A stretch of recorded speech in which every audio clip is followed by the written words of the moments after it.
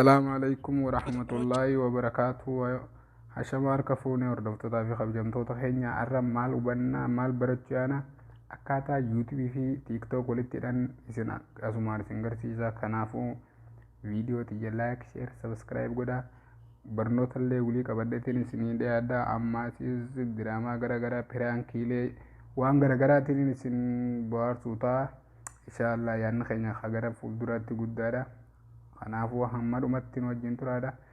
Viidiyoo kanarraa akka barumsa gaarii harkatti warri yuutuubaa fi tiiktooka feesbuuka waa hunda qabdan isiniin garsiisaa fi yuutuubaa fi feesbuukaas akkamiin walitti hidhanii yuutuubaa fi tiiktookis akkamiin walii hidhanii kanaan isin barsiisaa. Ammaaf ammoo yuutuubii fi tiiktookiin walitti hidhee isin garsiisaa. Hammadhumatti wajjin tura. Asumaan tiiktook keenya akkanatti seenna. Tiiktook waggaa seenne as garagalee kuno hara fayila keenya hoggaanii fi kunne bakkattuu idii jettutan ni gartanii bikka idii jettan hoggaanii fi yeroo takka kana gattu yitanii hoggaa gattu yitan azzala ammalal amma kiyya youtube kiyya irraa balleessee isin garsiisa.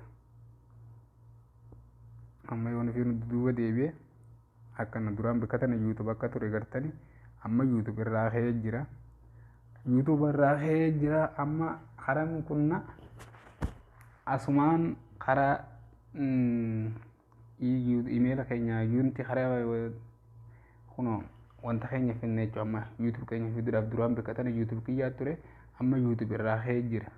Youtube waan irraa ka'eef anaatu irraa kaasee ganaa ammaan tana warri youtube qabdan youtube keessan bikka tana tuyitala bikka youtube jettu tana aad youtube akkana gattu yitan bikka tanarra isin maaltu isinii tura duraan email keessaniit jiraachuu ture. Amma honlaal email irraa akkasi gafurate kuno fidee jira.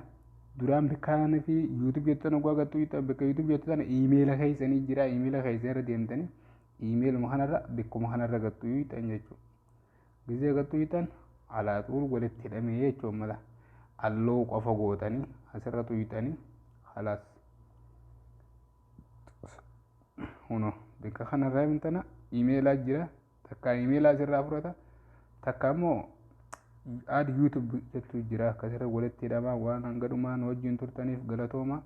Kunoo amma walirratti hidhamee jira jechuudha youtube asiin ol bee amma walii yoo sigattu qabe qaxxitaa karaa misinoofa karaa youtube keessanii akkasitti isin geessa. Kanaaf waan hanga dhumatti nu daawwattaniif galatooma. Viidiyoo kiyya like share subscribe godhaa youtube kiyyalleedha galatooma.